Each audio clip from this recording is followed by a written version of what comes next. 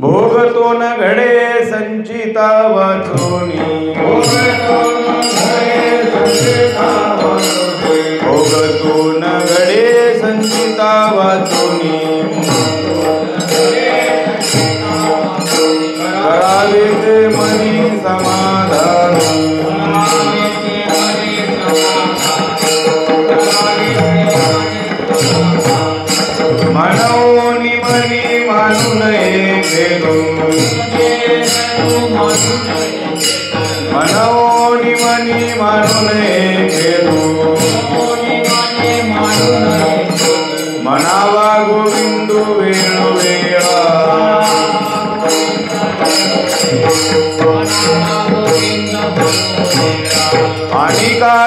Save न लगे बहुता आणि कार सावे न लगे बहुता आपुल्या संचिता वाचुनिया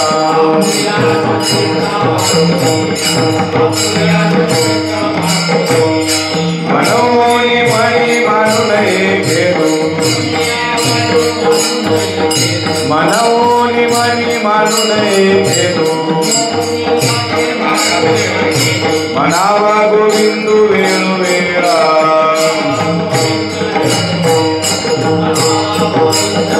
तुका म्हणे भार घातलिया वरी तुका म्हणे भार घातलिया होईल कैवारी नारायण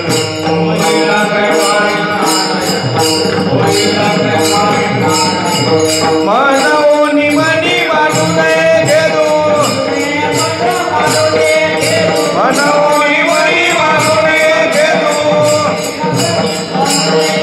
मनावा गोविंदू वेळ वेळा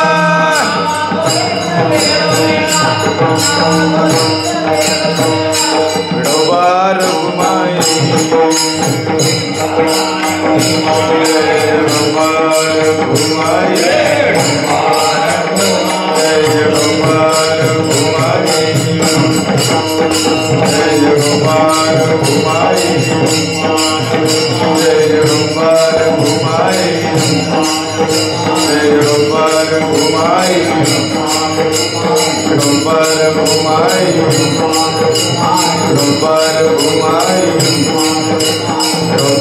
घुमाई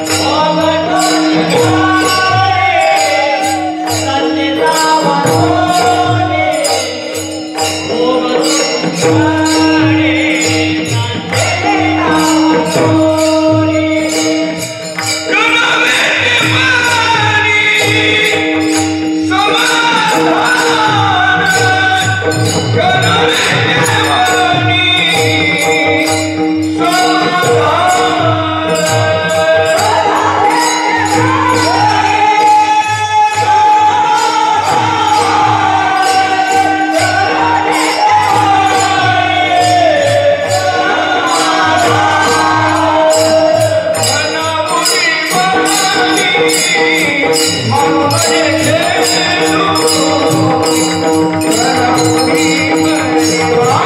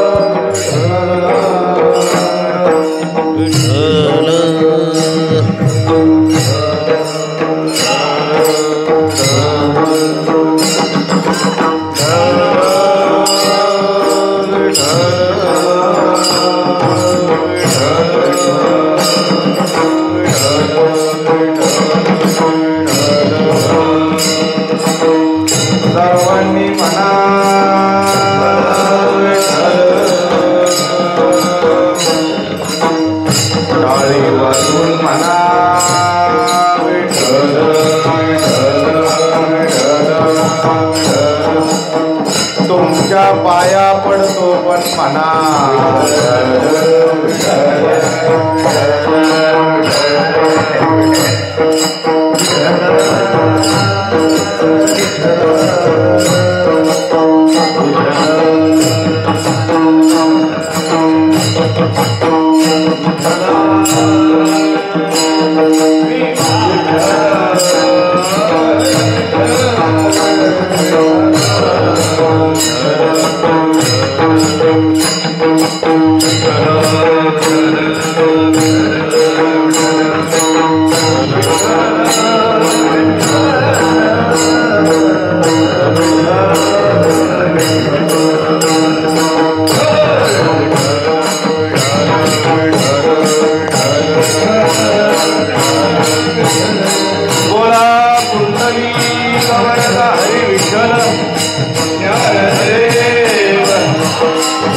पंढरीनाथ भगवान की जय। माऊली ज्ञानेश्वर महाराज, तुकाराम महाराज की जय। छत्रपती शिवाजी महाराज की, धर्मवीर संभाजी महाराज की जय। भारत माता की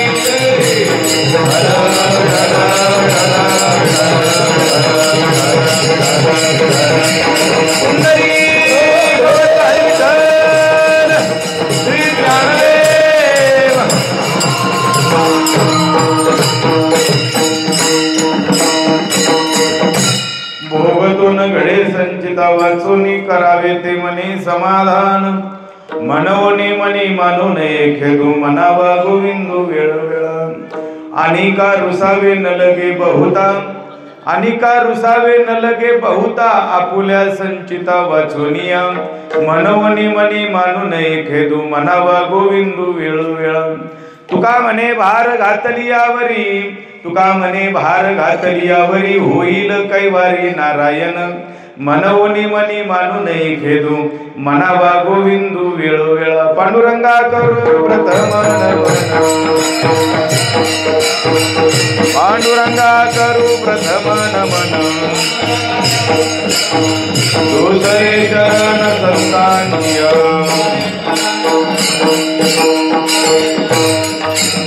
त्यांच्या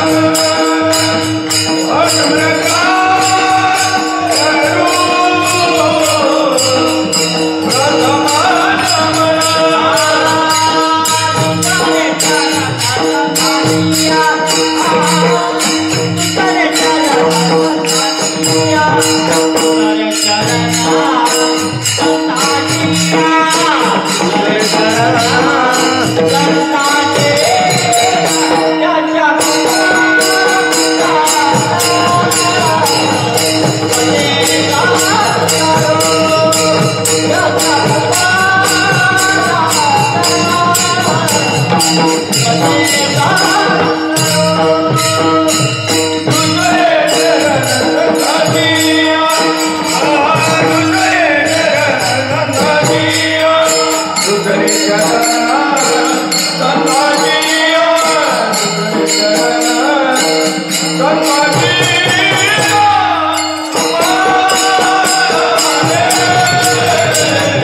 दुसरे चरण संताजी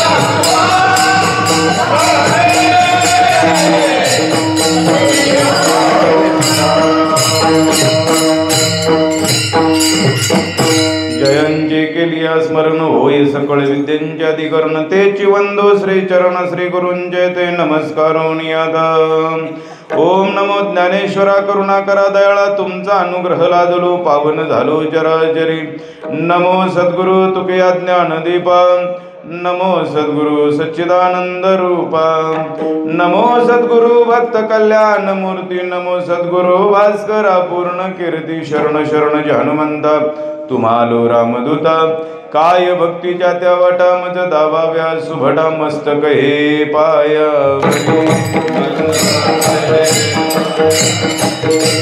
मस्तक हे पाया या वारकरी दंतांच्या या वारकरी दंतांच्या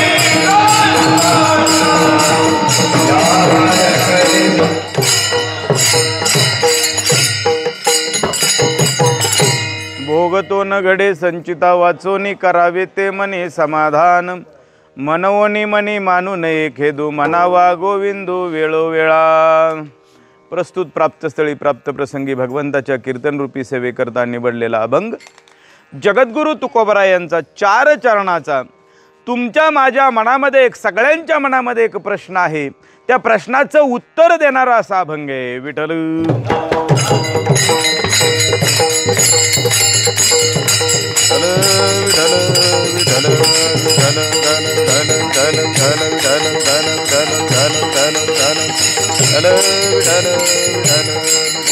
पुंडलिक वरदा श्री ज्ञानदेव पंढरीनाथ भगवान की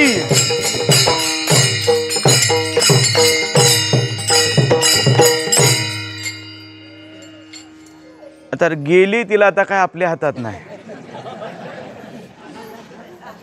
सगळ्यात महत्त्वाची गोष्ट मोठ्याची लेक आहे तिला कुणी विचारायचं का गेली बाया कधी येणार त्यामुळे आपण आहे या परिस्थितीमध्ये आपण आपल्या चिंतनाला सुरुवात करूया जगद्गुरु तुकोबरा या अभंगातून तुम्हाला मला एका प्रश्नाचं उत्तर देतात प्रत्येकाच्या जीवनामध्ये प्रत्येकाच्या मनामध्ये हा एक प्रश्न आहे प्रत्येकाच्या मनामध्ये सगळ्या जगाचं चांगलं आहे सगळी मजेत आहेत माझंच एकट्याचं बरोबर आहे का सगळे सुखात आहेत एकटा खरं आहे बघा विठ्ठल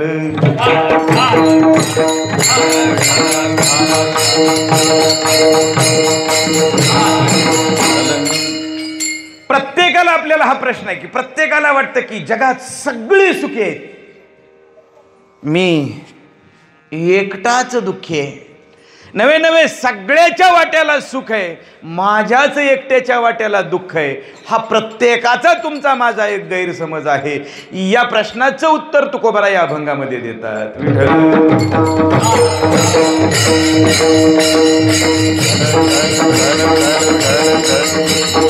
तुकोबरा या अभंगातून तुम्हाला मला सांगतात बाबा रे तुझ्या जीवनामध्ये जो काही भोग तुला प्राप्त होतो मग तो सुखरूप असेल किंवा दुःखरूप असेल कोणताही भोग असेल तो भोग तुझ्या संचितामुळे होतो याला दुसरं कुणीही कारणीभूत नाही सुख आलं तरी तुझ्या संचितामुळे आणि दुःख आलं तरी तुझ्याच संचितामुळं जीवनामध्ये सुख आलं तरी समाधान मानायचं आणि दुःख आलं पचतंय का? पहिलं पटतंय पण दुसरं पचतंय का? सुख आल्यानंतर समाधान मानायचं हे पटतंय, पण दुःख आल्यानंतर समाधान मानायचं हे पटत नाही महाराज. पण तरी तुकोबराय म्हणतात तरीही समाधान मानायचं. हो, कारण आपल्या हातामध्ये नाही. पुढे जाऊन सांगतात मग काय मनवणी म्हणी तू काय करतोस? जीवनामध्ये सुख आल्यानंतर समाधान मानतो, पण दुःख आल्यानंतर खेद करतो. खेद करण्यापेक्षा त्या भगवंताचं नामचिंतन कर. दुःखामध्ये सुद्धा तुला सुखाचा ओलावा प्राप्त झाल्याशिवाय राहणार नाही, पण तुला सुख प्राप्त होण्यासाठी तू त्या भगवान परमात्म्याचं नामस्मरण केलं पाहिजे. भगवान म्हणावा गोविंदू. एक वेळा का वेळोवेळा? वेळोवेळा. हे महत्वाचं आहे, लक्षात ठेवा. नामस्मरण करायचं पण कधी, किती दिवस? तर वेळोवेळा. आणखी एक आपल्याला सवय आहे बघा, चूक आपण करायची आणि खापर काय करायचं? दुसऱ्याच्या माथ्यावर. चांगलं प्रॅक्टिस आहे की तुमचं. चूक आपण करायची आणि खापर मात्र दुसऱ्याच्या माथ्यावर मारायचं. महाराज तुकोबराय म्हणतात काही झालं तरी तुला दुसऱ्यावर रुसण्याचा अधिकार नाही. तुला जर रुसायचं असेल ना तर तू तुझ्या संचितावर रुसू शकतोस, इतरावर रुसण्याचा तुला अधिकार नाही. कारण तुझ्या जीवनामध्ये जे काही भोग येतात ते तुझ्या संचितामुळे तुला प्राप्त होतात. आणि शेवटी तुकोबराय सांगतात, एक सांगतो तुम्हाला, तुकोबराय एक असे डॉक्टर आहेत बरं का, की तुकोबराय रोगाचं निदान परफेक्ट करतात. या अभंगातला रोग आहे संचित, प्रारब्ध रोग आहे, आणि याच्यावरचं रामबाण औषध शेवटच्या चरणामध्ये तुकोबराय सांगतात. तुका म्हणे भार घातली यावरी, तू त्याच्यावरती भार घाल. त्या भगवान परमात्म्यावरती निष्ठेनं जर तू भार घातलाच तर तो तुझा कैवार घेतल्याशिवाय राहणार नाही. पण त्यानं कैवार घेण्यासाठी पहिल्यांदा म्हणावं गोविंदू वेळोवेळा. अभंगाचा सरळ सरळ अर्थ तुमच्या समोर मांडण्याचा प्रयत्न केलेला आहे. कीर्तन संपलं म्हणलं तरी काय हरकत नाही, पण काय करता आपल्याला 11पर्यंत तुम्हाला झोप येईपर्यंत कीर्तन चालू ठेवायचं आहे. तुम्हाला झोप आली की सांगा, आपण बंद करू. एक सगळ्यात महत्त्वाची गोष्ट, तुम्हाला झोप येणार नाही याची मी काळजी घेईन. फक्त तुमच्यासमोर एकच फक्त आव्हान आहे की जिवंत राहून कीर्तन ऐकायचं.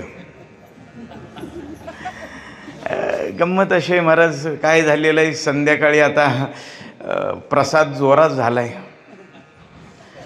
प्रसाद म्हणजे असं आहे की पोतं हलवून हलवून भरलं मी तरी. आणि मग आता एवढं सगळं पॅक झाल्यानंतर ते डोळ्यावर येतं. हे काय तुमचा दोष नसतो, तो पोटात कार्यक्रम चालू झाला, पचनाची क्रिया चालू झाली की आळस येतो, आणि आळस आला की झोप येते. आणि त्यातल्या त्यात सगळ्यात महत्त्वाची गोष्ट, जिथं नामस्मरण चालू आहे तिथं तरी ती हमखास. इथं समजा जर नाटक असतं, तमाशा असतात तर पहाटे 4पर्यंत तुम्ही पापणीसुद्धा. तशी तुमची माणसं हुशार आहेत, माझ्या लक्षात आलं. कारण मगाशी प्रवचनाला अगदी फुल मंडप भरला होता, आता निमी पण आली नाही ती, कारण मालिका बुडती ना. हे अवघड आहे महाराज. असो काय असे ना, गर्दीपेक्षा दर्दी सगळ्यात महत्त्वाचे आहेत. असो, अखंड हरिनाम सप्ताह, पंचमवेद जगद्गुरु तुकोबरायांच्या गाथ्याचं पारायण, त्रिशतकोत्तर अमृत महोत्सव, जगद्गुरु तुकोबरायांच्या वैकुंठ गमनाचं हे वर्ष आहे, अमृत महोत्सवी वर्ष आहे. आणि म्हणून गावोगाव गाथा पारायणाचे म्हणजे प्रयत्न प्रत्येकजण करत आहे, आणि तुम्ही तो विशेष करून केलेला आहे. त्याबद्दल आपल्या सर्व पारायण मंडळाचं, त्याचबरोबर व्यासपीठ चालक मारुती महाराज यांचं, आपल्या सर्वांचं विशेष करून मी अभिनंदन आणि कौतुक करेन. विशेष करून आणखी एक आनंदाची बातमी मगाशी बाजीराव महाराजांनी मला सांगितली की यावर्षीचा त्रिशतकोत्तर अमृत महोत्सवाच्या निमित्तानं कोल्हापूर जिल्ह्याचा एक मोठा सप्ताह आयोजित केलेलं आहे वारकऱ्यांनी सर्वांनी, आणि त्याचं यजमानपद सरवडे गावाकडे मिळालेलं आहे. खूप भाग्यवान आहात आपण, खूप खूप भाग्यवान आहात, लक्षात ठेवा. आपण त्याही महोत्सवाचा, कारण जिल्हास्तरीय महोत्सव म्हणजे त्याच दिमाखात असणार आहे, लक्षात ठेवा. आणि तिथं त्याच पद्धतीनं त्याच ताकदीचे वक्ते सुद्धा असणार आहेत ऐकण्यासाठी, म्हणजे मेजवानी असणार आहे, लक्षात ठेवा. अमृत महोत्सव, या अमृत महोत्सवामध्ये तुम्हाला फक्त तिथं अमृतच चाखायला मिळेल, दुसरं काय मिळणार नाही. विठ्ठल.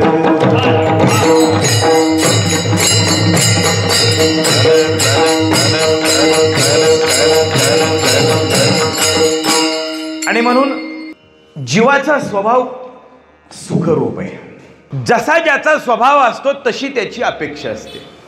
साखर जर खाल्ली तर कशी लागेल, कारण तिचा तो स्वभाव आहे.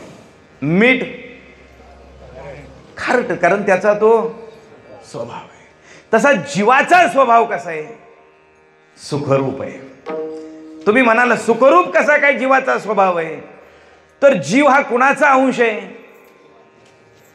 भगवान परमात्म्याचा अंश आहे. हा घोटाळा आहे की आम्ही ते विसरलो. मगाशी आपला प्रवचनात पण तो विषय झाला, मुद्दाम मी अभंग घेतला की मगाच्यातला काही गोष्टी आता आपण क्लिअर करता यावेत.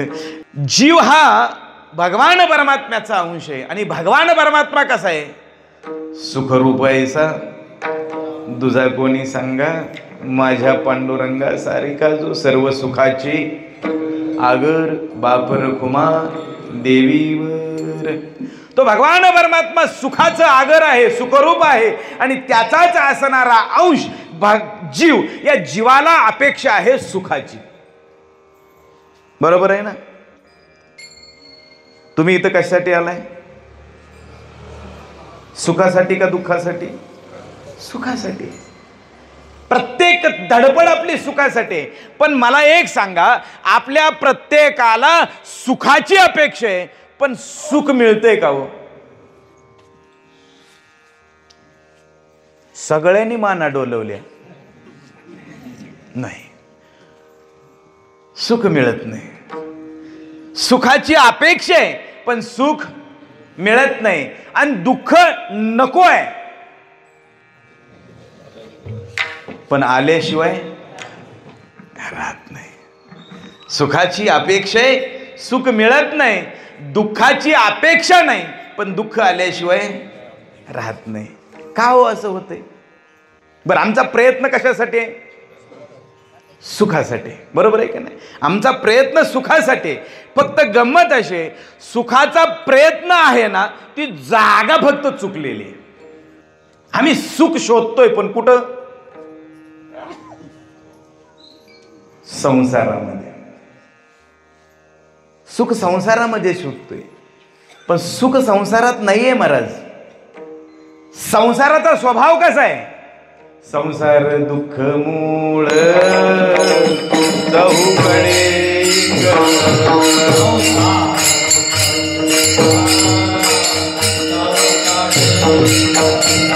विश्रांती नाही कोठे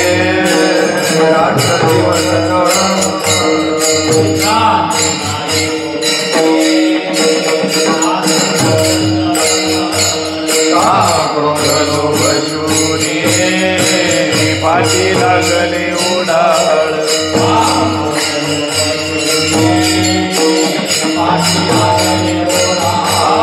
कवना मी शरण जाऊ दृष्टी येईल निर्मळ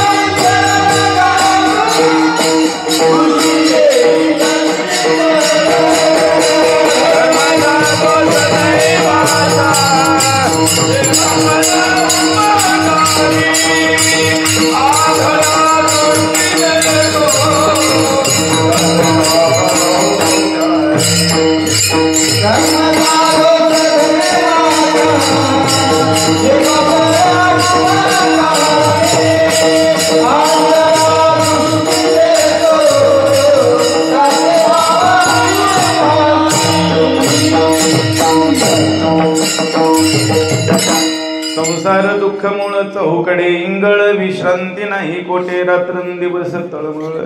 आम्ही ज्या संसारामध्ये सुख शोधतोय त्या संसाराचा स्वभाव कसा आहे?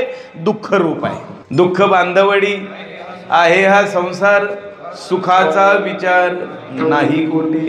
किंवा सुख पाहता जवा पाडे, दुःख पर्वता येवडे. ही संसाराची अवस्था आहे. आणि मग अशा संसारामध्ये आम्ही सुख शोधतोय. महाराज, सुखाची प्राप्ती आम्हाला होत नाही. पण गंमत अशी आहे, दुःख आल्याशिवाय राहत नाही. त्याचं कारण मगाशी आपण जे म्हटलो ना, मगाशी प्रवचनामध्ये जो विषय झाला, बंधनाचा तोडू फासा देऊ आशा टाकोनी, हे आपल्या दुःखाचं कारण आहे. आम्ही आशेमध्ये अडकतोय आणि म्हणून आम्हाला दुःख प्राप्त होतं. हे झालं ठीक आहे, पण आणखी काही कारण, समजा दुःख का प्राप्त होतं याचा थोडासा आणखी विचार केला तर एक मी तुमच्यासमोर युक्तिवाद मांडतो. मला सांगा, चांगलं काम केलं तर काय मिळेल? सुख. आणि वाईट केलं तर दुःख. म्हणजे चांगल्याचं चांगलं फळ आणि वाईटाचं, पटलं सगळ्याला? चांगलं कर्म असेल तर काय मिळेल? सुख मिळेल. आणि वाईट कर्म असेल तर काय मिळेल?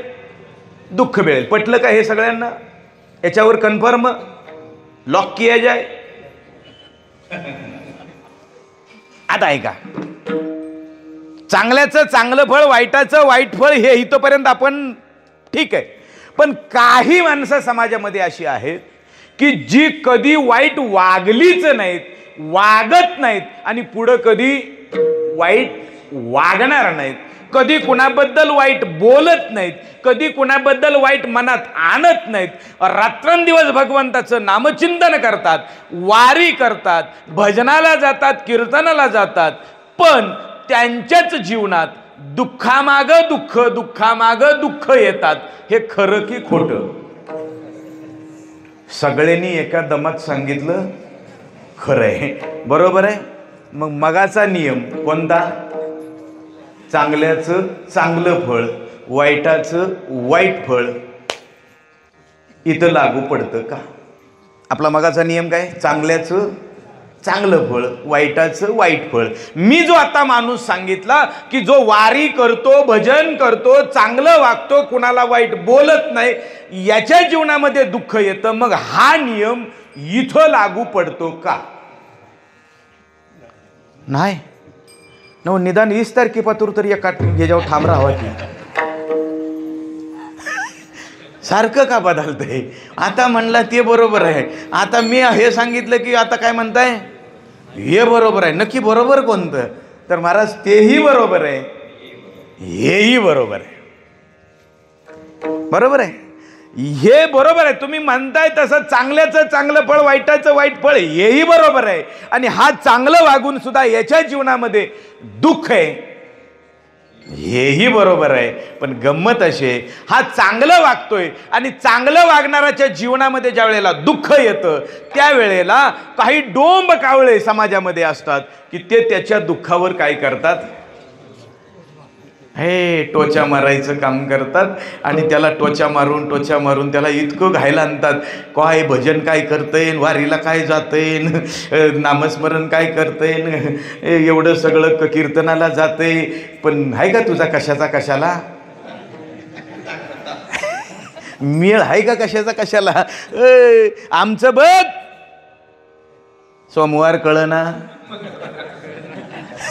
एकादश कळना, तरी पण आमचं कसं मजेत चाललंय. बरोबर आहे का नाही? असं वाटतं. आणि हे डोम कावळे बरोबर त्याच्या दुःखावर टोचा ज्या वेळेला मारतात त्यावेळेला तो जो सदाचरणानं वागणारा माणूस आहे त्याच्या मनामध्ये कधीतरी असा प्रश्न निर्माण होतो, बापरे, हे बरोबर आहे, मी एवढं सगळं चांगलं वागतोय आणि हे कसे वागताय तरी ह्यांचं मजेत चाललंय आणि माझं काय? मी चांगलं वागून सुद्धा माझा कशाचा कशाला मेळ लागना. मग त्याचा जरा थोडंसं मनाची चलबिचल होते. आणि जर त्याचं जर फाउंडेशन जर पक्का असलं तर बरं, आणि जर फाउंडेशन त्याचं जर ढिलं असलं तर फाउंडेशनवर देण्यात आलं बरं का बाजीराव महाराज. आता एक फवारा मारतोच आता, जरा लईच घायला आली ती, काय काय पाकच कापाया काढाय आलेल्या सूर्यफुलागत अवस्था झाली. फाउंडेशनवरनं देण्यात आलं. फाउंडेशन पक्क असलं की काय होतं सांगतो. काय झालं,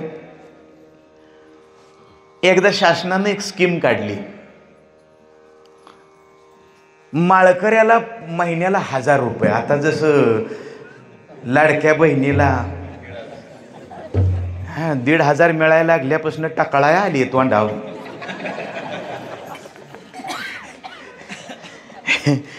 आता अवघड झालं या.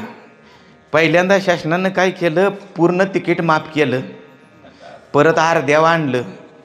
आता अर्ध्यावर आणल्यावर कसं तरी घरी थांबत होत्या, परत 1,500 द्यायला लागले.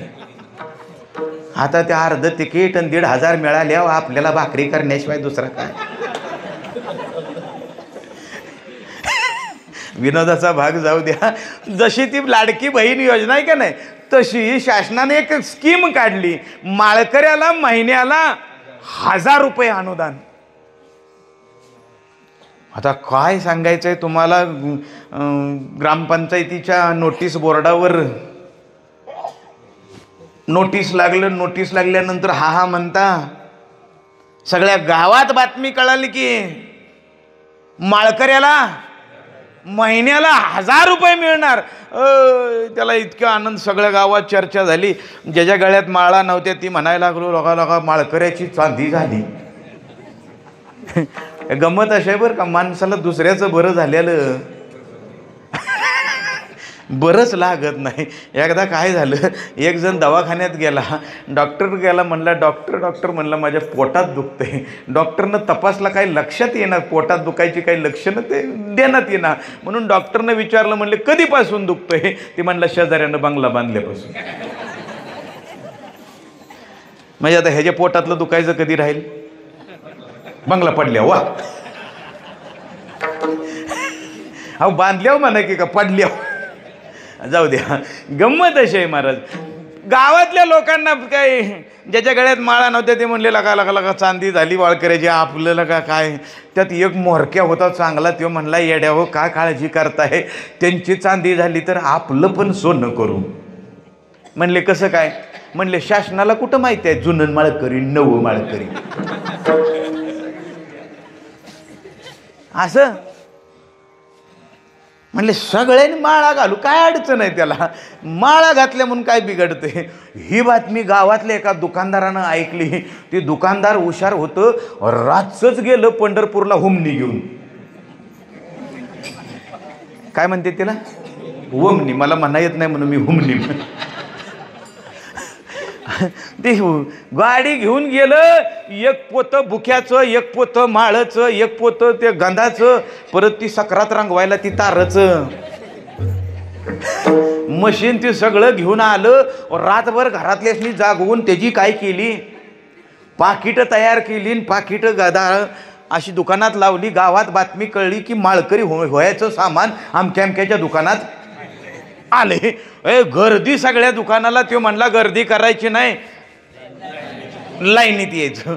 आता जो पुढारी होता त्यांचा तो मोरक्या पुढे गेला. म्हणला चल दे, म्हणला माळ दे, बुक्का दे, गंदी काय लागत असेल ते सामान दे. तो म्हणला लय टेंब्यात बोलू नको, पाकिट तयार आहे घेऊन जा. माळकरी तयार. असं त्यानं आपलं घेतलं. आणि घेतल्यानंतर त्याला असं म्हटलं तर काय किती पैसे असून असायचे, 20 रुपयाची माळ, 10 रुपयाचा गंध, सगळं मिळून 50-1 रुपये लय झालं. ते गडी मोठ असा म्हणला, हा किती पैसे द्यायचे सांग. दुकानदार म्हणला 1000 रुपये.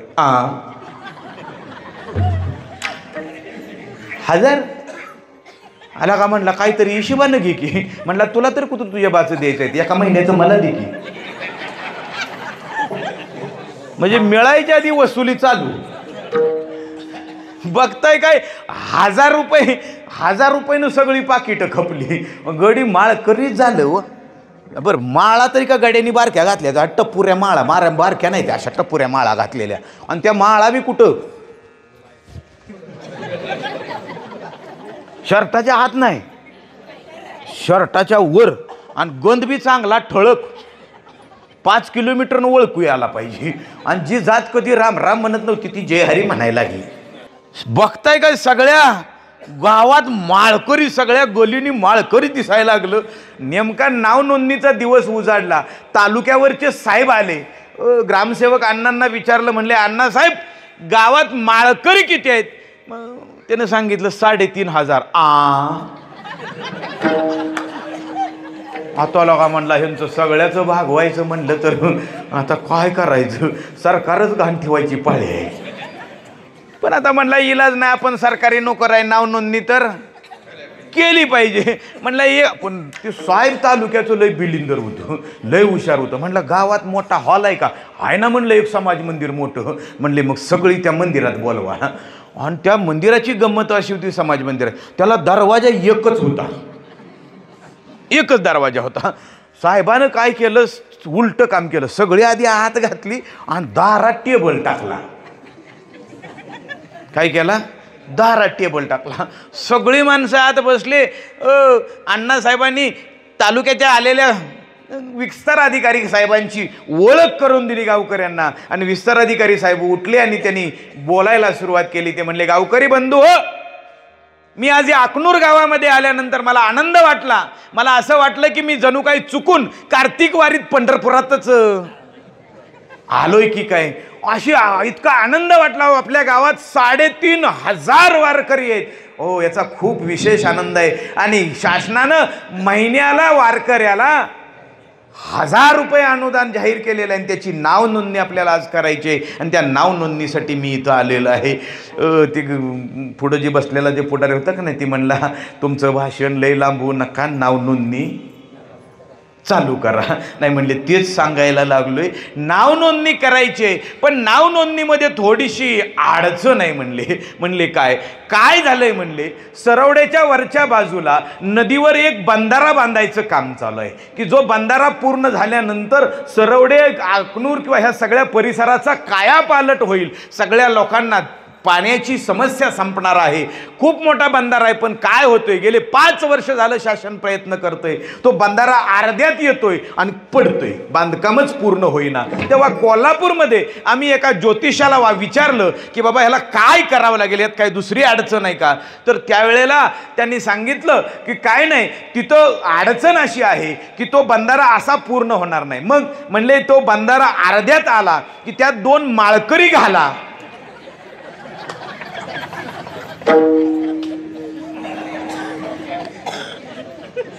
काय करा, 2 माळकरी घाला म्हणजे मग राहिलेला बंधारा पुरा होईल.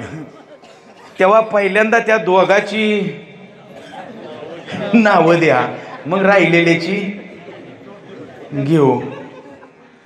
आता कोणी उठलं असेल का हो? कशाचं कोण उठतंय काय करतंय तुम्हाला काय सांगायचं. ज्या गड्यांनी 1000साठी माळा घातल्या होत्या ती लागलं एकमेकाला कोपरखळ्या मारायला. ते मागचं पुढच्याला कोपरखळी मारतंय आणि ती त्याला पुढच्याला म्हणतंय, लगा मी घालत नव्हतो तर मला बळणी घालायला लावली, जा आता बांधाऱ्या. त्याच्या पुढचं म्हणतंय, गपकिर म्हणतंय, कशाला काळजी करतोय, 3,500 आहे ती, आपल्यावरच कशाला नंबर येतोय, नुसता गप बस. त्याच्या पुढचं म्हणतंय, हा लगा म्हणला पळून जावं म्हणलं तर तो बांबू बी दारातच बसलाय. गोडी घायला आलं होतं. त्याच्या पुढचा जो त्यांचा मोरक्या होता तो मोरक्या म्हणला, ए काळजी करू नका, तुम्ही अजिबात काळजी करू नका, आपल्यावरच नंबर कुठला. अरे कशाचा नंबर म्हणला, उद्या चिट्या बिट्या टाकल्या आणि त्यात जर आपलीच निघाली तर. गोडी घायला आलं. ते मोरक्या होता तो म्हणला, काळजी करू नका, मी तुम्हाला माळा घालाय सांगितलेत, आता मीच त्याच्यावर उपाय सांगतो. म्हणले काय करायचं? काय नाही म्हणले, एक काम करा, शर्टाच्या वरच्या माळा साहेबाला दिसावं म्हणून ह्यांनी काय केलं, माळा कुठं होत्या, शर्टाच्या वर. ती म्हणले माळ शर्टाच्या आत घ्या. हात घेतली. हात घेतल्यानंतर म्हणले काय, म्हणले शर्टाच्या आतनं हात घाला, धरा माळ द्याहीस का. अहो प्रत्येकानं एकच काम केलं, हळूच हात घालायचा, हेच का द्यायचा. जशी माळ तुटायची, माळ तुटली की ह्याला वाटायचं बंधाऱ्यातनं हुकलो. बघताय काय सगळ्या हॉलमध्ये माळच मनीस झालं. गडी सगळं निसाटलं, पण 10-15 तिथं वारकरी असे निष्ठावान गावात होते की त्या निष्ठावान 15 वारकरी उठून उभा राहिले आणि म्हणले, साहेब तुम्हाला 2 पाहिजेत ना, घ्या आमची 15 जणांची नावं. जर या देहाचा उपयोग समाजासाठी होणार असेल आणि जर आमचा देह त्याच्यात घातल्यानंतर जर बंधारा उभा राहून या पंचक्रोशीचं जर नंदनवन होणार असेल, याला ठेवून करायचं काय? हा देवाचा आहे, देवाच्या कारणासाठी उपयोगाला येईल, घ्या आमची 15 जणांची नावं. असं म्हणल्यानंतर खाली बसलेल्या गड्याशनी आल्या गुदगुल्या झाल्या, बरं झालं म्हणली, पिढा टळली. पण साहेब हुशार होता, साहेबांना अण्णासाहेबाला सांगितलं, अण्णासाहेब घ्या या 15 जणांची नावं आणि ह्यांना 1000च्या ऐवजी 5000 चालू करा. ज्याचं फाउंडेशन पक्क होतं ते 15 जण उठले आणि त्यांनी सांगितलं, देह जाओ अथवा राहो पांडुरंगी दृढ भाऊ. मेलं तर चालेल पण पांडुरंगाची माळ घातली, त्याचा दास झालोय, शेवटपर्यंत त्याच्यासाठीच कामाला येईल. आणि म्हणून उठले आणि निष्ठेनं सांगितलं की घ्या आमची नावं. आणि ज्यांचं फाउंडेशन कच्चं होतं,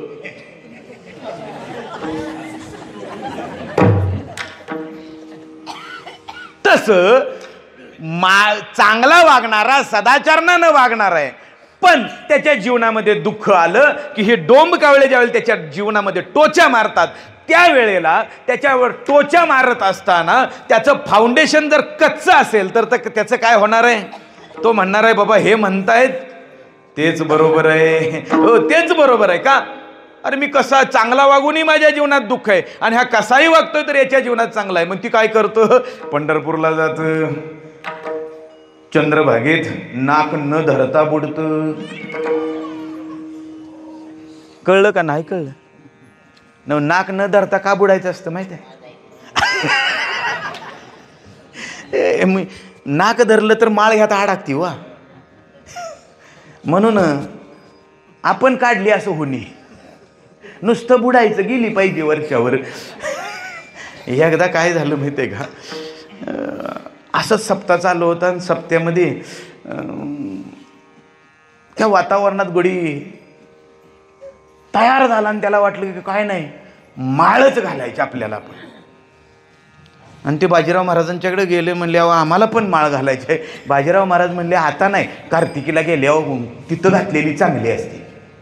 मग ती कार्तिकीला गेलो आणि कार्तिकीला गेलो आणि तिथनं माळ घालून आलं.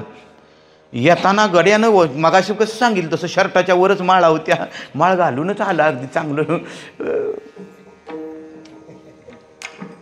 लांब बघितलं बायकोनं तर गळ्यात काहीतरी अडकावलं येणं म्हणली. जवळ येऊ दिला बघितलं तर गळ्यात माळ घातली. माळ बघितल्यावर तिच्या मस्तक फिरलं का नाही, ती म्हणली गाजवलीच वाटतं, हाणलंच म्हणली पोरांच्या तोंडावर. आता अवघडच आहे, ह्यानं माळ घालण्यात आणि पोरांच्या तोंडावर मारण्याचा काय संबंध आहे का? त्या बिचाऱ्याला तिनं असा जी छळला म्हणून सांगू, महिनाभर आण वाढ लागू दिलं नाही. ती वैतागलं म्हणला काय नको म्हणला, एवढं चांगलं वागाय गेलो तर म्हणला बायको आण खाऊ दे नाही. ती एक दिवशी दुपारचंच गेलं, उन्हाचं आणाचं कामासनं आलं होतं, तडा बायको बोलल्यावर गेलं, नदीला नाक न धरता उडी हाणली. माळ गेली.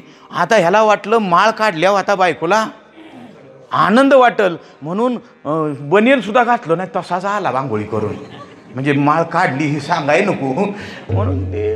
ते नेमकी यायला लागले की हिनं बारकाईनं बघितलं, म्हणली गळ्यातली माळ कुठं आहे? त्याला जवळ येऊ दिला, म्हणली नव माळ कुठं आहे? ते म्हणला दिली सोडून नदीला. म्हणली आज माळ सोडली, मला उद्या मला सोडाय कमी करायचा नाही. आता कसं करावं मला सांगा? चांगलं वागाय गेलं तरी अवघड.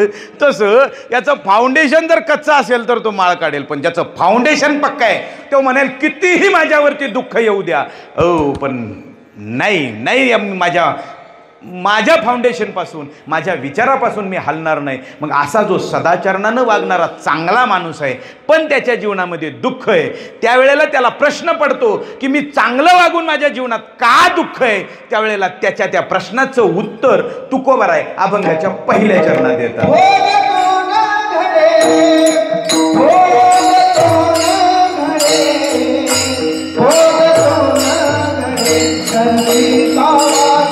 Oh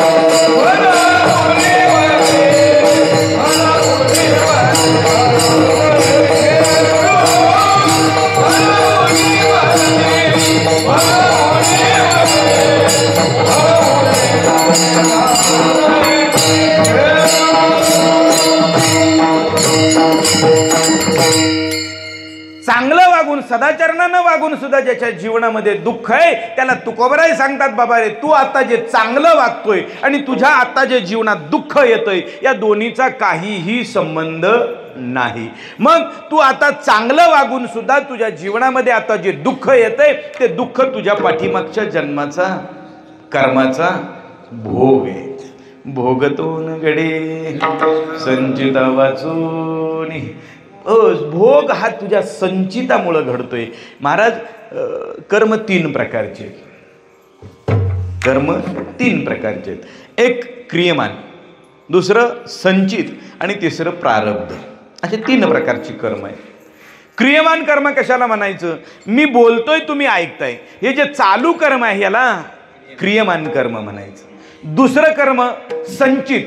क्रियमान कर्म फळ भोगून सुद्धा शिल्लक राहतं, ते आमच्या संचितामध्ये जाऊन साठतं.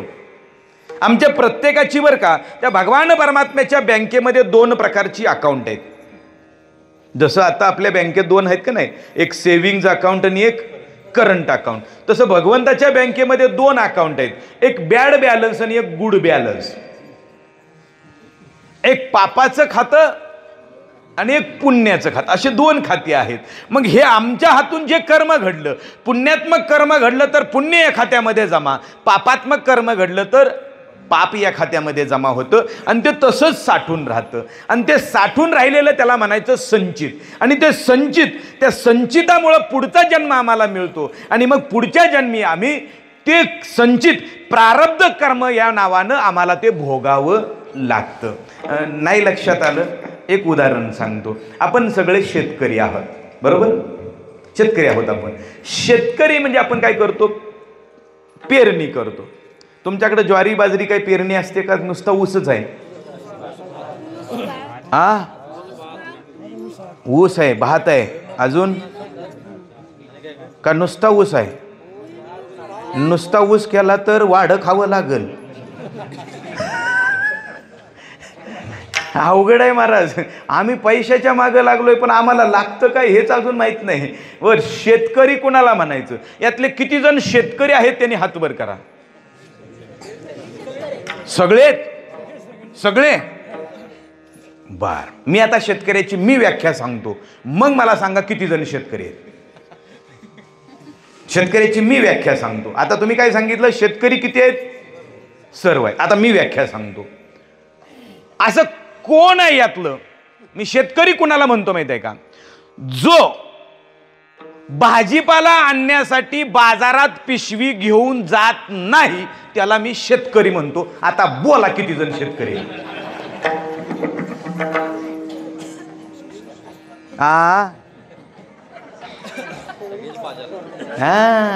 म्हणजे आपण शेतकरी. एक लक्षात घ्या माय बापू, आपण शेतकरी आहोत ना, तर शेतकऱ्याचं पहिलं काम काय आहे? तर आपल्याला जे लागतं ना, जे धान्य लागतं, जी भाजी लागते, जे काही फळं लागतात ते आपल्या रानात आपण तयार करायचे आणि खायचं, त्याला शेतकरी म्हणायचा. आज इतकी वाईट परिस्थिती आहे. आज पूर्वी मला सांगा बाबा, तुम्ही लहान असताना, तुम्ही या मुलाच्या सारखं असताना तुम्हाला कॅन्सरचे पेशंट किती ऐकायला मिळत होते?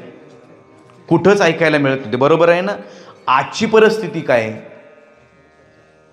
तुमच्या गावात नाही म्हणलं तरी 25 पेशंट असतील कॅन्सरचे. नाही म्हटलं तरी कमीत कमी 25 पेशंट असतील. आणि येत्या 10 वर्षामध्ये घरोघर कॅन्सरचे पेशंट असतील. लिहून घ्या, घरोघर कॅन्सरचे पेशंट असतील. याला एकच कारण आहे, आपण जे फळावरती आणि फळभाज्यांवरती किंवा पालेभाज्यांवरती जे आता पेस्टिसाइड मारतोय आणि ते पेस्टिसाइड आज मारतो आणि दुसऱ्या दिवशी बाजारात विकायला घेऊन जातो. मायबाप हो, ते सरळ सरळ आपण काय खातोय? विष आहे, विष. आणि त्याच्यामुळे कॅन्सरचं प्रमाण भयानक वाढणार आहे. एक सांगू तुम्हाला, जो जी पंजाबची अवस्था झाली ती आज आमच्या शिरोळची आहे. बरोबर आहे का? मी चुकीचं बोलत असेल तर बोला. काय शिरोळमध्ये परिस्थिती आहे? बरं, शिरोळमध्ये कॅन्सरचं प्रमाण वाढण्याचं कारण काय? तर तिथं फळभाज्या जास्त, पालेभाज्या जास्त केल्या, तरकारी जास्त केली जाते आणि त्या तरकारीवरती जास्त पेस्टिसाइड मारलं जातं त्याला टवटवीत करण्यासाठी. नको ते इतकी चुकीच्या पद्धतीनं. अहो आज वांग एवढं असतं, सकाळी उठल्याबरोबर इतकं होतंय, एवढं मोठं होतंय. आणि ते वांग खाण्याचा परिणाम आमच्या शरीरावरती होतो, कारण त्या पद्धतीनं ती जे काही संप्रेरक आहेत ती आमच्या शरीरामध्ये जातात आणि आमच्या शरीराची जी काही सिस्टीम आहे ती सगळी बिघडवून ठेवतात आणि मग आम्हाला कॅन्सर होतो. हे त्या पाठीमागचं कारण आहे. म्हणून एक मी तुम्हा सगळ्यांना आवाहन करेन, आपण सगळे शेतकरी आहात ना, तर मग एक काम करा, तुमच्या शेतीतला एक 10 गुंठे 20 गुंठे बाजूला काढा आणि त्याच्यामध्ये स्वतःच्या रानामध्ये स्वतः सगळ्या गोष्टी पिकवा. जे काही तुम्हाला भाजीपाला लागतो तो स्वतः पिकवा. त्याच्याही पलीकडे जाऊन आणखी मी तुम्हाला एक वेगळं आवाहन करेन, गट पद्धतीनं शेती करा. गट पद्धतीनं म्हणजे कशी? मी वांगी करायची, तुम्ही फ्लावर करायचा, तुम्ही कोबी करायची, तुम्ही दोडका करा, तुम्ही कारली करा, माझी वांगी तुम्हाला द्यायची, तुमची. या पद्धतीनं जर केलं तर आपल्याला कॅन्सर आपल्या जवळ येणार नाही. आणि जर आपल्याला हा कॅन्सर नको असेल तर आपण या पद्धतीनं जर नाही वागलो तर आपल्या भविष्यामध्ये या गोष्टी आपल्याला, या कॅन्सरपासून आम्हाला कोणीही वाचवू शकणार नाही. विठ्ठल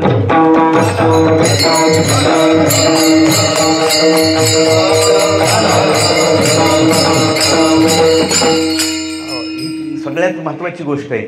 एक जाता जाता एक छोटंसं उदाहरण तुमच्या समोर ठेवतो आणि पुढं जातो. आले लक्षात म्हणून. तुम्ही बाजारला जाता, भाजी आणायला जाता ना, बरं मला एक सांगा, तुम्ही वांगी घेताना कसली वांगी घेता? किडकी घेता का चांगली टवटवीत घेता? चांगलं गोंडस बघून घेता. त्यातलं चांगलं वांग कोणतं? किडकं चांगलं का गोंडस चांगलं? गोंडस चांगलं. किडकं का चांगलं नाही? किडलंय म्हणजे त्यात काय आहे?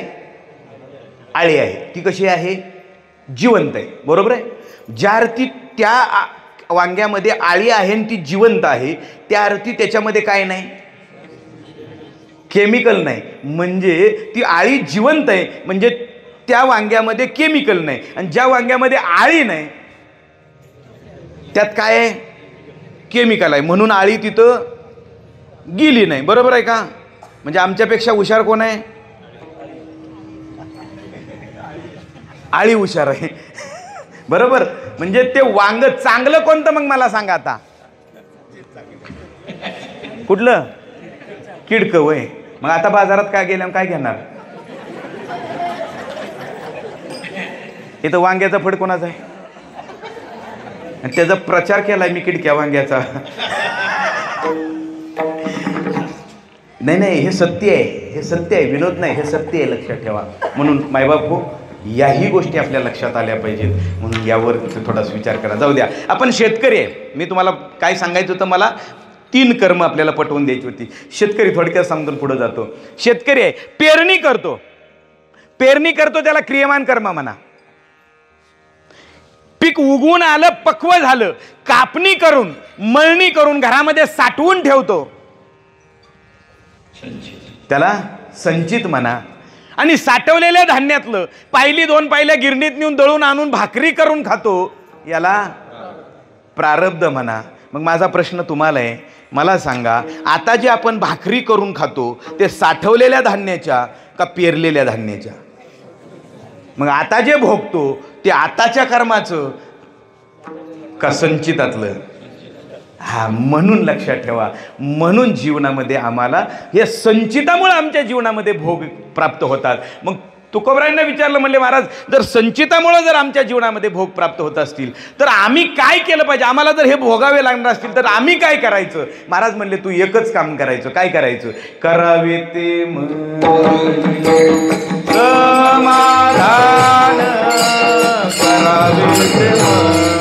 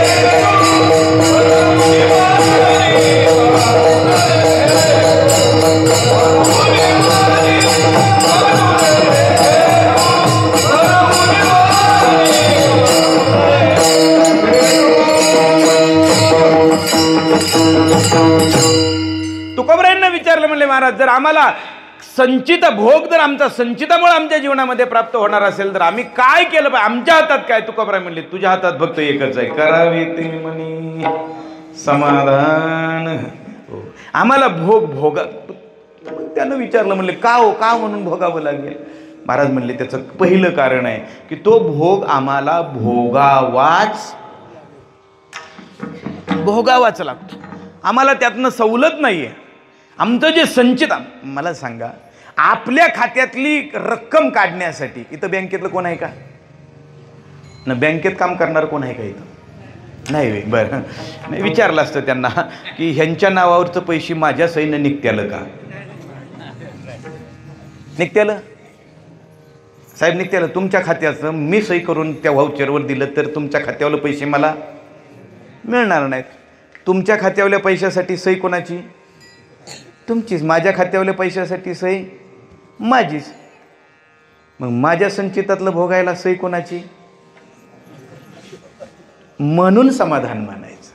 केले कर्म झाले त्याची भोगाले, उपजले मेले ऐसे केले. हो, आम्ही जे कर्म केलेलं आहे तेच आम्हाला भोगावं लागतं म्हणून समाधान मानायचं. एवढंच नाही महाराज.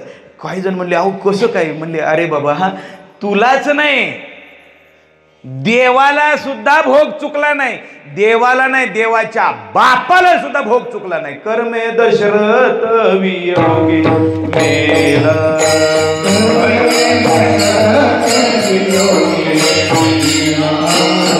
कर्मे रावण कयो पावला,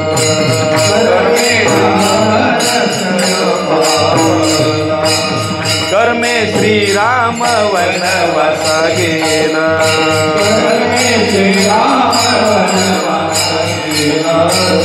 कर्मे रावण कयो पावला,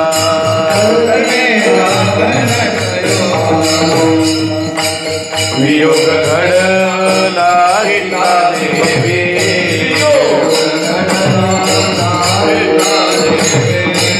वियोग घडला सीता देवी,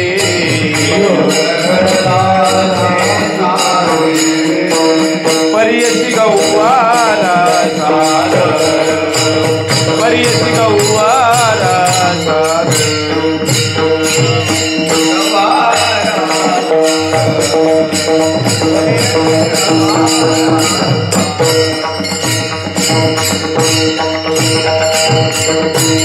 तुकोबरायांनी यादी दिली महाराजांनी. कोण कुणाला?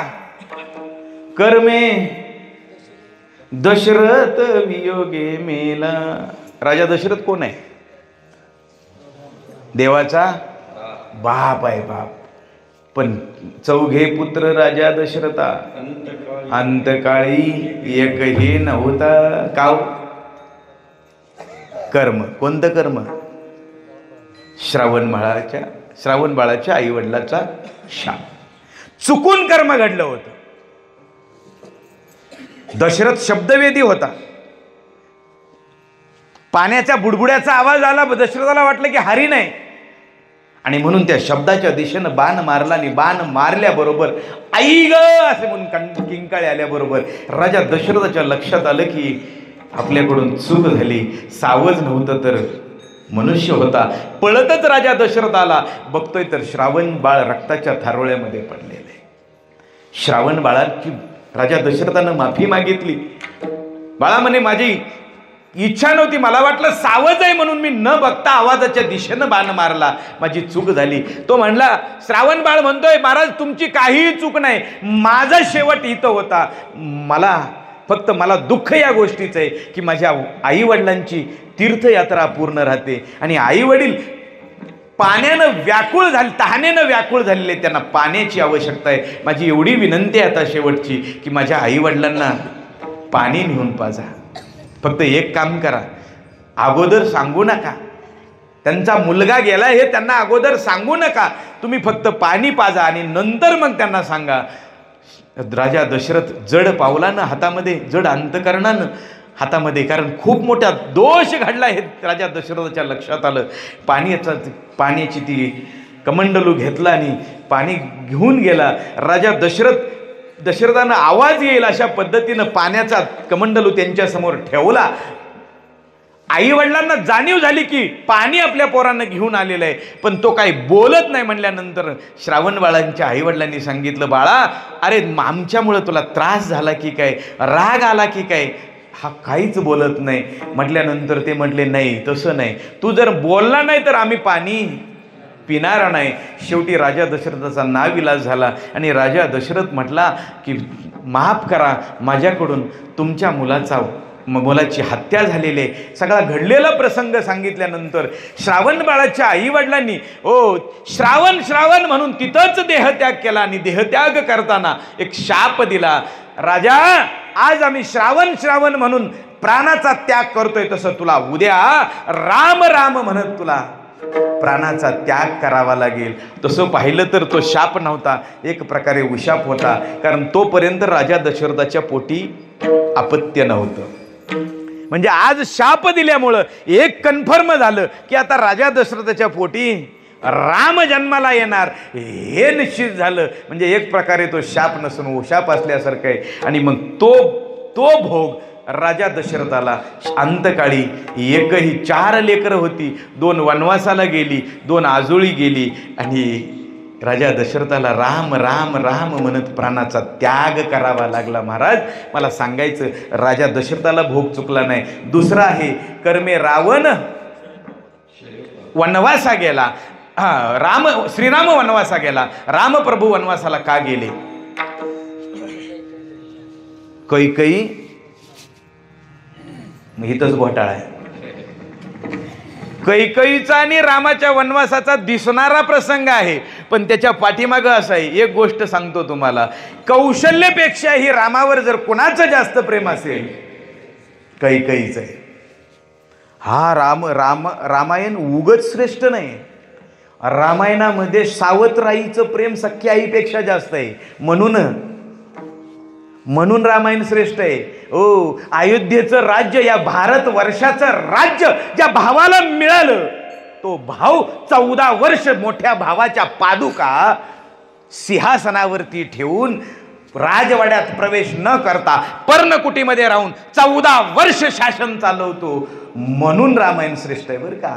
आज भावाला ग्रामपंचायतीच्या सदस्यासाठी एकमेकाला खाली वाढायला लागलेत. अयोध्येचं राज्य कुठं, ग्रामपंचायतीचं सदस्यत्व कुठं? पारायणातून कीर्तनातून ह्या गोष्टी आमच्या बदलल्या पाहिजेत महाराज. आम्हालाही लक्षात आलं पाहिजे, अरे यात काय आहे. या ग्रामपंचायतीच्या सदस्यत्वासाठी आणि सोसायटीच्या सदस्यत्वासाठी भावाच्या डोक्यात आज काट्या घालतोय, याच्यासारखी वाईट गोष्ट कोणती नाही महाराज. आम्हाला कळालं पाहिजे, आम्ही भरताकडून आदर्श घेतला पाहिजे. अरे अयोध्येचं राज्य मिळालं तरी भरतानं त्या सिंहासनाला स्पर्श नाही केला, नवे नवे राजवाड्यामध्ये गेला नाही. हा आदर्श कुठे गेला नाही. आता आम्ही काय चाललंय, पती वनवासाला निघाला तर त्याच्या पाठीमाग पत्नी सुद्धा, कारण पतीचं जे सुख आहे ते पत्नीचं आणि पतीचं दुःख आहे तेच पत्नीचं दुःख असतं. कुठे आहे, काय आता चाललंय. रामायण श्रेष्ठ कधी, ज्या वेळेला रामायणातले कॅरेक्टर आमच्या घरामध्ये नवे नवे. हा एक झाले, आमच्यात मंत्रालय झाले. त्या मंत्रा माहिती आहे का? हा ह्यांनी सांगितलं ना कैकई, तर कैकईचं डोकं बिघडवायला कारणीभूत कोण? हा मंत्रा. तसल्या मंत्रा लय आमच्याकडे येत्या, तुमच्यात नाही. त्या एक सुद्धा नाही व, एक सुद्धा नाही. कारण मला रात गोडव्या अंगानं काढायचे, मुक्कामाला आलोय, त्यामुळं तुम्हाला वाईट म्हणून तर मी तुम्हाला एक गोष्ट सांगतो, मी आजचा दिवस इथलं काय सुद्धा सांगत नाही. जे सांगतोय ते सगळं आमच्या तिकडचं सांगतोय. तुम्ही म्हणाला आमचं तुमचं सांगणार पण आमच्याकडे गेले. हे रामायणातले आदर्श आमच्या समोर आले पाहिजेत, लक्षात ठेवा. जाऊ द्या, रामप्रभू वनवासाला का गेले त्याचं कारण आहे रामप्रभूंचं कर्म आहे. कोणतं कर्म आहे? परशुराम अवतारातलं आहे. परशुराम अवतारामध्ये परशुरामाची आई कोण? रेणुकाई, बरोबर का? आईसाहेब रेणुका. रेणुका आपल्या पतीला काय करायच्या तर दररोज पहाटे ब्रह्ममुहूर्तावरती पतीला पूजेसाठी पाणी घेऊन यायच्या. आता काही ठिकाणी असा उल्लेख आहे की पदरामध्ये पाणी आणायच्या, काही ठिकाणी असा उल्लेख आहे की तिथंच वाळूची घागर करायच्या आणि त्या वाळूच्या घागरीमध्ये पाणी घेऊन येत होत्या. ऐकताय का? निदान दमून आल्यावर प्यायला तरी द्या.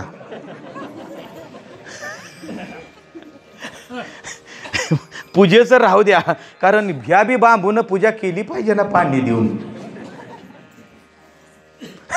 त्यामुळे पूजेचं राहू द्या, पूजेला पाणी घेऊन यायच्या. एक दिवस काय झालं, एक दिवस पाणी आणायला गेल्या, पण जाताना एक चुकीचा प्रसंग बघितला आणि मनामध्ये विकल्प आला. विकल्प आल्यानंतर जी श्रद्धा होती त्या श्रद्धेमध्ये थोडासा खंड निर्माण झाला.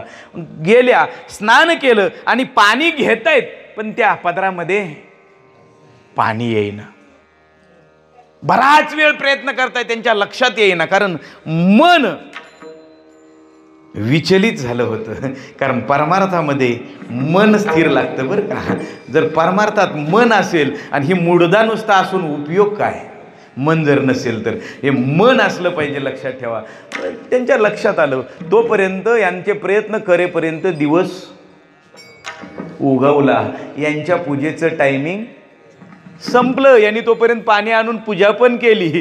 पुन्हा परत आईसाहेबांच्या लक्षात आलं आपल्याकडून चूक झाली. पुन्हा पतीचं स्मरण केल्यानंतर परत त्या पदरामध्ये पाणी आलं. पाणी घेऊन आल्या तोपर्यंत पूजा संपली होती.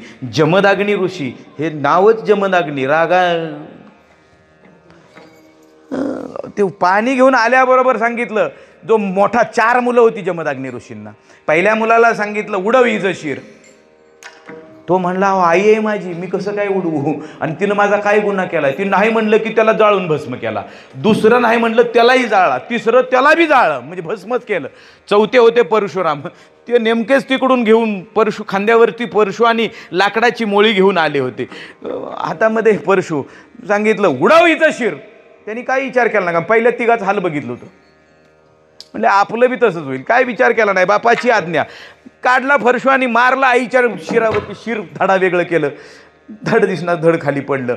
परशुराम उभा राहिलेले आहेत. जमदाग्नी ऋषी प्रसन्न झालेले आहेत. जमदाग्नी ऋषी म्हणतायत वत्सा बाळा माग, तुला काय मागायचं आहे ते, मी तुझ्यावरती आज प्रसन्न आहे. त्यावेळेला परशुरामांनी सांगितलं मला दुसरं काय नको, मला माझी आई द्या. आणि मग आई द्या म्हटल्यानंतर सांगितलं एक काम कर, जे उडून गेलेलं शिर आहे ना ते शिर आण, जोड आणि या कमंडलूतलं पाणी घे आणि संजीवन मंत्र म्हणून त्याच्यावरती टाक, तुझी आई तुला मिळेल. मग हे शिर आणायला 14 दिवस लागलं. कळतंय का? किती? 14 दिवस लागलं म्हणून वनवास किती? 14. कसलं व्याज म्हणायचं? व्याज कसलं म्हणायचं? 14 दिवसाचं 14 वर्ष. कळतंय का? एक सहज हातून कर्म घडलं. कुणाच्या? देवाच्या. परशुराम देव आहेत. हा, आवेश अवतार आहे भगवान परमात्म्याचा, अवतार आहे, तरी त्यांना हे भोगावं लागलं. तिसरं रावण आहे. रावणाच्या कर्मा, दुसऱ्याच्या पत्नीवरती चुकीची नजर ठेवली म्हणून कर्मामुळं तोही क्षय पावला. चौथी आहेत माझ्या सीतामाता.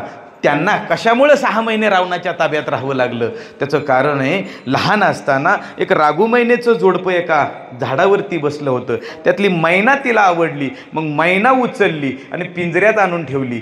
ती पिंजऱ्यात 6 दिवस ठेवली होती आणि परत सोडून दिली. पण 6 दिवस तिला पिंजऱ्यात ठेवली म्हणून हिला 6 महिने रावणाच्या ताब्यात राहावं लागलं, रावणाच्या पिंजऱ्यात राहावं लागलं. आता माझा प्रश्न आपल्याला आहे, मला सांगा, राजा दशरथ कोण आहे? देवाचा बाप आहे. राम कोण आहे? स्वतः देव आहे. रावण कोण आहे? भक्त आहे. रावणासारखा भक्त होणे नाही, लक्षात ठेवा. रावण परम भक्त आहे. आणि तिसरं, सीता कोण आहे? देवाची बायको आहे. बघा आता, देवाच्या बाला कर्म चुकलं का? देवाला चुकलं का? देवाच्या भक्ताला चुकलं का? देवाच्या बायकोला चुकलं का? यापैकी आपण कोण आहे का?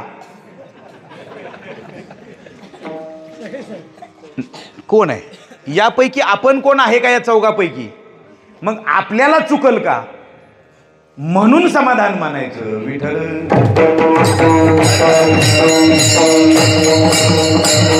भोगतो न घडे संचिता वाचोनी करावे ते मने समाधान मनवणे मने मानू नये खेदू मनावा गोविंदू वेळ वेळा. तुकोबराय सांगतात की तुझ्या जीवनामध्ये जो भोग आहे तो तुला भोगावा लागणार आहे. म्हणून जीवनामध्ये सुख आलं दुःख आलं तरी मनामध्ये खेद करू नकोस. खेद करण्यापेक्षा समाधान मान. आणि समाधान मानून याच्यावरच रामबाण औषध सांगतात, मनावा गोविंदू वेळोवेळा. मायबापू, एक सांगू का तुम्हाला, आपल्या जीवनामध्ये कोणत्याही प्रकारचं दुःख असू द्या, त्या सगळ्या दुःखावरचं एकमेव रामबाण औषध जर काय असेल तर भगवंताचं नामस्मरण. काही कोणतंही दुःख असू द्या आपल्या जीवनात, कोणतीही अडचण असू द्या, मग भले पारमार्थिक असू द्या, संसारातली असू द्या, फक्त त्या भगवान परमात्म्यावर आम्ही विश्वास ठेवला पाहिजे. विश्वास ठेवून एक करशील तो तू कर. जे काही होईल ते तुझ्यावरती विश्वास ठेवा. भगवान परमात्म्यावरती आम्ही विश्वास ठेवत नाही. लक्षात घ्या, आम्ही देवाकडे जातो, पण कधी जातो? संकट आल्यावर नाही. जिथं आपलं सगळं संपतं, आपले प्रयत्न संपलं, आता ध्यानात येतंय आता आपल्याच्यानं काय होत, मग त्यावेळेला म्हणणार आता चला देवाकडं. ही वेळच यायची गरज नाही. आम्ही सुरुवातीपासून जर आमची निष्ठा असेल, त्या भगवान परमात्म्यावरती निष्ठा असेल, मला सांगा, चोकोबाची बहीण झाला शारंगधर, वहिनी उघडा दार हाका मारी. सांगा ना, काय काय निष्ठा होती. एवढी निष्ठा होती की शेवटी देवाला बाळंत पण करावं लागलं. काय काय सावता महाराज कधी पंढरपूरला आले नाहीत म्हणून देव तिकडे गेले. लक्षात ठेवा, ही निष्ठा आहे. आमच्याकडे ती निष्ठा नाहीये. आमची निष्ठा ही निष्ठानिष्ठीची आहे. आमची निष्ठा म्हणजे सोमवारी जाते शंकराकडं, मंगळवारी जाते बुधवारी पांडुरंगाकडे, गुरुवारी गुरुदेव, शुक्रवारी परत संतोषी माता, शनिवारी जय बजरंग बली, आणि रविवारी येळकोट. आला का देव सगळीच देव म्हणल्यावर कसा काय मिळ खायचा? असं नाही ना, आमची निष्ठा पाहिजे. कोणत्याही देवावरती निष्ठा ठेवा, कोणत्याही नामावरती विश्वास ठेवा, कोणतंही नाम घ्या, ते नाम वाया जात नाही. पण एक नाम, एकच एक गाऊ आम्ही विठोबाचे नाम, आम्ही एक त्याचे दास आहोत. मग रामकृष्ण हरी म्हणा, श्रीराम जय राम जय जय राम म्हणा, दिगंबरा दिगंबरा श्रीपाद, कुठलंही एक नाम घ्या, त्या नामाला धरा, तिथून हालायचं नाही. बस तुम्ही ज्या रूपामध्ये म्हणाल त्या रूपामध्ये तो भगवान परमात्मा आल्याशिवाय राहत नाही. फक्त आमची निष्ठा पाहिजे. सांगा ना मला, पंढरपुरातलं जे रूप आहे ते कुणासाठी आलंय हो? पुंडलिकाच्या भावार्था गोकुळीहुनी झाला येता, तो गोकुळातनं आलाय. मग गोकुळातलं रूप काय आहे? देवडा चरणी वाजवितो वेणू, बरोबर आहे, हे गोकुळातलं रूप आहे. आणि मग तेच त्या भगवान परमात्म्याचं पंढरपुरात हे रूप का? पुंडलिकरायाची इच्छा आहे. पुंडलिकरायांनी सांगितलं तू असा उभा राहा. आता दृष्टी पुढे आईसाची, तू मला जसा पाहिजे तसा. कसा पाहिजे? समचरण दृष्टी विटेवरी साजिरी. हे रूप पुंडलिकरायांच्या इच्छेखातर निर्माण झालेलं आहे, लक्षात ठेवा. त्याच्या इच्छेखातर आपल्यासाठी सुद्धा तो भगवान परमात्मा आपल्याला पाहिजे त्या रूपात येऊ शकतो. पण आमचा तो भाव असला पाहिजे, आमची तेवढी दृढ निष्ठा असली पाहिजे. आणि ती निष्ठा ठेवून जर आम्ही त्या भगवान परमात्म्याचं नामस्मरण केलं तर तुका म्हणे भार घातलियावरी होईल कैवारी नारायण. तो भगवान परमात्मा आमच्या सगळ्या गोष्टीचा कैवार घेतल्याशिवाय राहत नाही. कुणाचा कैवार घेतला? एक अभंगाचं नाव सांगतो, तो अभंग बघून घ्या, त्याच्यामध्ये सगळी यादीच दिलेली आहे महाराजांनी. उच्च नीच काही नेणे भगवंत, तिष्ठे भाव भक्ती देखून या मीराबाईसाठी दामाजीचा झाला सजन कसाया, विकुला गे मांस माळ्या सावत्यास ज्ञानियाची भिंत नामयाचे सवे जेवी नव्हे संकोचित, ज्ञानियाची भिंत अंगी ओढी. मला सांगा, या सगळ्यांची कामं केलीत, मग आपला तो का करणार नाही हो? आपलं काम करणार नाही तो? आपलं करणार नाही? आपलं काम करेल. पुरीचं जमत नसलं तर जमवायचं करणार नाही बरं का. हे काम त्याला सांगायचं नाही. त्याला काम काय सांगायचं आहे? माझा उद्धार कर. जसा तू तुकोबरायांना भेटलास त्याला मग तसा मला भेटला पाहिजेस. जसा तू ज्ञानोबरायांना भेटलास तसा तू मला भेटला पाहिजेस.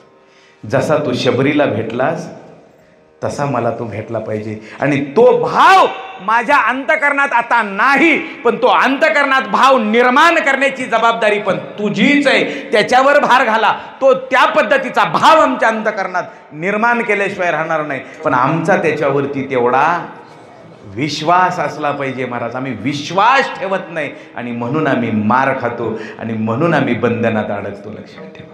मग या सगळ्यातून, प्रारब्धाच्या बंधनातून, संचिताच्या बंधनातून, या सगळ्यातून जर आम्हाला सुटायचं असेल तर फक्त एक त्या म्हणावा गोविंदू, वेळोवेळा त्या भगवान परमात्म्याचं नामस्मरण करूया. तो भगवान परमात्मा आमचा कैवार घेतल्याशिवाय राहणार नाही आणि त्यानं घ्यावा अशी भगवान पांडुरंग परमात्म्याच्या चरणी अपेक्षा व्यक्त करतो, प्रार्थना करतो आणि याच ठिकाणी थांबतो. ज्ञानेश्वर माऊली,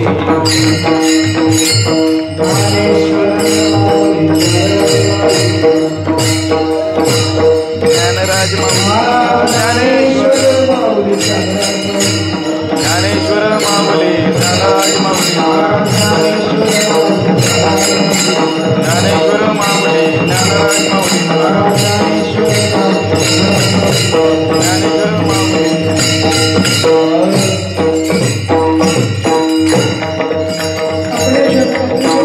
एक मिनिट. अभंगाचा भावार्थ मी तुमच्या समोर जसा पहिल्याच चरणाचा भावार्थ तसा सांगितलेला आहे. राहिलेली 3 चरणं मी धावते ह्याच्यामध्ये तुमच्यापुढं मांडण्याचा प्रयत्न केलेला आहे. पण जाता जाता समाजाचा पाईक, समाजाचा सेवक यांना त्यानं 2 गोष्टी तुमच्यासमोर बोलणार आहे. पहिली गोष्ट, व्यसनमुक्त राहा, व्यसनमुक्त जीवन जगा. व्यसनमुक्त समाज निर्माण करण्यासाठी सर्वांनी उठाझाटा पेटानी कामाला लागा. मायबापू, आज खूप भयानक परिस्थिती आहे. आज म्हणून तर कीर्तनाची गरज आहे, म्हणून तर संप्रदायाची गरज आहे. आज समाज इतका इतका स्वैराचारानं वागायला लागलेला आहे आणि या स्वैराचारानं वागणाऱ्या समाजाला दिशा देण्याची ताकद फक्त याच मंडपात आहे, याच संप्रदायामध्ये, इतरत्र कुठं नाही. लक्षात ठेवा, कुठेही नाही. आणि हे काम फक्त हाच संप्रदाय करू शकतो. म्हणून मायबापू, सगळ्या प्रकारची व्यसनं आहेत. अगदी दारू, गांजा, गुटखा, मटका ही सगळी व्यसनं आहेत. अगदी साधी साधी गोष्टी सांगतो महाराज. चहासुद्धा व्यसन आहे.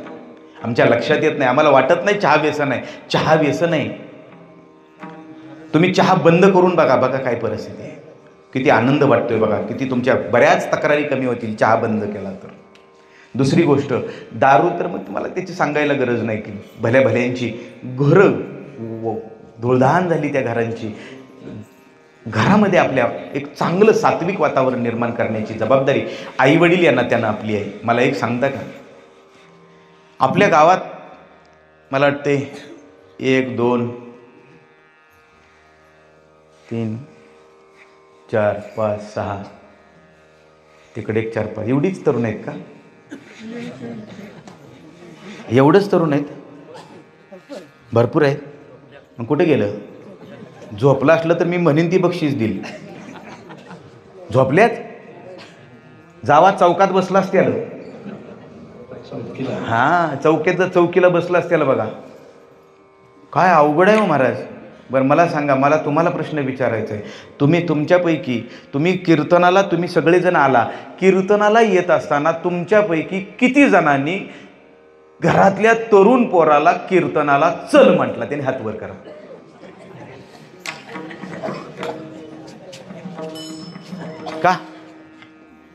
का म्हणला नाही? म्हणला असता तर का चावडी अंगावाली असती का? अवघड आहे महाराज. मग मला सांगा, पोरं बिघडली का बिघडवली? कोणी? आईबापांनी बिघडवली. लक्षात घ्या, अजून सुद्धा लक्षात घ्या, अजून जागं व्हायचा प्रयत्न करा. खूप भयानक परिस्थिती आहे समाजामध्ये, स्वैराचारानं इतकी भयानक आहे. आणि आपल्या सगळ्यात मोठं जर व्यसन कोणतं आता असेल तर मोबाईलचं व्यसन आहे. या मोबाईलच्या व्यसनातून आम्हाला बाहेर पडायचं असेल तर अजूनही जागं व्हा. घरामध्ये टी व्ही बघत असताना आणि मोबाईल बघत असताना आपली आचारसंहिता कुटुंबाची ठरवा. अरे घरामध्ये आम्ही मालिका बघतो. काय मालिका बघताय? थोडंसं विचार करता का? तुमच्या 4 वर्षाच्या लेकराला, 8 वर्षाच्या, 10 वर्षाच्या लेकराला बरोबर घेता आणि त्या मालिका बघता. त्या मालिकामध्ये त्या लेकरानं घ्यावं असं काय आहे तेवढं सांगा. आणि मग पुढे जाऊन ते पोरगं वाईट वागल्यानंतर तुम्ही दोष कुणाला? त्या मुलाला देता? या गोष्टीकडे थोडंसं गांभीर्यानं बघा मायबाप. आज लव जिहाद सारखी प्रकरणं, आज आमची लेकरं या लव जिहादच्या प्रकरणाला बळी पडत आहेत. आम्ही त्याला दोष देतो. अरे दोष देण्या अगोदर आपण विचार करूया, आपण त्या लेकरावर काय संस्कार केले त्याचा विचार करूया आणि या लेकरांच्यावर चांगले संस्कार करूया, जेणेकरून यातलं एकही लेकरू आमचं अशा वाईट कुठल्याही कारस्थानाला बळी पडता कामा नये. इतकं खंबीर आमचे संस्कार आमच्या लेकरांच्यावरती असले पाहिजे, हे लक्षात ठेवा. हीच एक विनंती व्यक्त करतो. पहिली गोष्ट, मुलगा मुलगी समान माना. जेवढं मुलावर प्रेम करता तेवढं मुलीवर प्रेम करा. हुंडा देऊ नका, हुंडा घेतल्याशिवाय. हुंडा देऊ नका, हुंडा घेऊ नका. हुंडा मागणाऱ्या भिकारड्याला पोरगी देऊ नका. झाडं लावा, झाडं जगवा. वाढदिवसाला, प्रत्येक वाढदिवसाला एक काम करा, केक आणू नका, जेवणं करू नका, पण त्या पैशाची जितकी शक्य आहे तेवढी झाडं लावा आपल्या वाढदिवसाच्या निमित्तानं. आणि ती झाडं परत पुढं 1-2 वर्ष जगवण्याचा प्रयत्न करा. 1-2 वर्ष जर ते झाड जगलं तर परत ते झाड जीवन परत मरत नाही. परत नातवाला सांगायचं झालं, माझ्या 5व्या वाढदिवसाला हे झाड लावले, माझ्या 8व्या वाढदिवसाला हे झाड लावले. हे कधी आम्ही सांगणार? का सगळं वाया गेले आहो?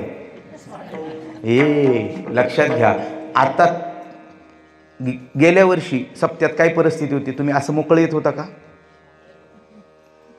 पांघरायला घेऊन येत होता ना, स्वेटर वगैरे घालून? बरोबर आहे ना? थंडी होती का नाही? आता आहे का? काय कारण आहे? निसर्गाचा समतोल बिघडायला लागलेला आहे. येत्या 10 वर्षामध्ये जर आपण असंच वागत राहिलो तर आपल्याला लाह्या तडपडल्यासारखं तडपडून मरावं लागणार आहे. जर मरायचं नसेल तर अजून जागं होऊया. झाडं लावल्याशिवाय आपल्याला दुसरा पर्याय नाही. झाडं लावा, झाडं जगवा, एवढीच एक अपेक्षा व्यक्त करतो. बोलण्याच्या ओघामध्ये एखादा चुकीचा शब्द गेला असेल तर तो माझ्या वाचेचा दोष समजून माझा मला परत करा. या ठिकाणी मला बोलवलं त्याबद्दल मी सर्व आमच्या महाराज मंडळींचा मी ऋणनिदेश व्यक्त करतो. आमच्या भोगदोन गडे संचिता वाचून करावे ते मनी समाधान मनवुनी मनी मानू नये खेदू मनावा गोविंदो वेळा. असो आपण पूर्णविरामाच्या जवळ आलोय. एक शंका फक्त राहिलेली आहे, तेवढी शंका जाताना शंका घेऊन जाऊ नये कीर्तनातून, मग तेवढी एक शंका निरसन करतो आणि थांबतोय. काही जणांच्या मनामध्ये प्रश्न असा निर्माण झाला असेल की जर आम्हाला संचितातील किंवा भोग आम्हाला संचिताचाच भोगावा लागणार असेल, मागच्याच संचिताचा प्रारब्धाचाच भोगावा लागणार असेल, तर मग आता आम्ही चांगलं का वागायचं? बरोबर ना? जर आम्हाला मागचंच भोगायचं आहे तर मग आता कसं वागूय, काय फरक पडतोय? मागचंच भोगायचं आहे तर त्याचं कारण सांगतो, थांबतोय. मगाशी मी एक प्रश्न विचारला होता, भाकरी आपण करून कशाच्या खातोय? साठवलेल्या का पेरलेल्या? साठवलेल्या धान्याच्या, बरोबर का नाही? मग आता मला सांगा, जर समजा आताच्या भाकरी आपल्या जर मगाशी कशा अगदी पांढऱ्या शुभ्र भाकरी होत्या, पण जर भाकरी आपल्या जर काळ्या होत असतील, आपल्या जर भाकरी काळ्या होत असतील, ज्वारीच दळून आणली पण भाकरी काळ्या होत आहेत, तर साठवलंय काय? ज्वारी आहे पण ती ज्वारी कसली आहे? काळे आहे. त्यात काय मिसळले? तुमच्याकडे काय म्हणतात त्याला? कायनी म्हणतात आमच्याकडे. तुमच्याकडं कानी. काळी असते बघा, काळी त्याच्या कानी. हां, तर याचा अर्थ त्या ज्वारीमध्ये काय आहे? कानी आहे. बरोबर का? आता या जीवनामध्ये जर दुःख आहे याचा अर्थ साठवून काय ठेवलंय? कानी आहे. कानी पाप आहे. कानी म्हणजे पाप आहे. आता दुःख आहे, आता भोगायला दुःख आहे, पण आमचं पाठीमागचं साठवून काय ठेवलंय आम्ही? कानी आहे. मग आता जर पुढची भाकरी जर आपल्याला पांढरी शुभ्र व्हायची असेल तर आपण कसली ज्वारी गोळा केली पाहिजे? कायनी युक्त का कायनी विरहित? विरहित. म्हणजे कायनी म्हणजे पाप आहे. मग आजचं कर्म आमचं कसं पाहिजे? पाप विरहित पाहिजे. आम्ही जर आज ते पाप विरहित काम केलं तर पुढच्या जन्मी आम्हाला मिळणारा भोग हा त्या भाकरी कशी असणार आहे? पांढरी शुभ्र असणार आहे. म्हणजे ही पांढरी शुभ्र भाकरी पुढची होण्यासाठी आता काय गोळा करायचं आहे? कायनी का ज्वारी? बोला. ज्वारी म्हणजे पुण्य आहे आणि कायनी म्हणजे पाप आहे. मग काय गोळा करायचं आहे आपल्याला? ज्वारी गोळा करायचे. म्हणजे आता आम्ही सत्कर्म जेवढं आमच्या हातून घडेल तेवढं आमच्या पुढच्या, कारण जन्म घेणे लागे किंवा केले कर्म झाले तेची भोग आले. आज जे आम्ही कर्म करू ते आम्हाला पुढं भोगावं लागणार आहे. म्हणून मायबाप हो, आता मागं काय झालंय हे आपल्या हातात आहे का? आता आपण बदलू शकतो का? पण इथून पुढं काय करायचंय ते आपल्या हातात आहे. बरोबर आहे ना? इथून मागचं नका विचार करू. माझ्या हातून इतकं पाप झालं, इतकं वाल्या कोळ्या इतकं तर पाप कोणाचं नाही.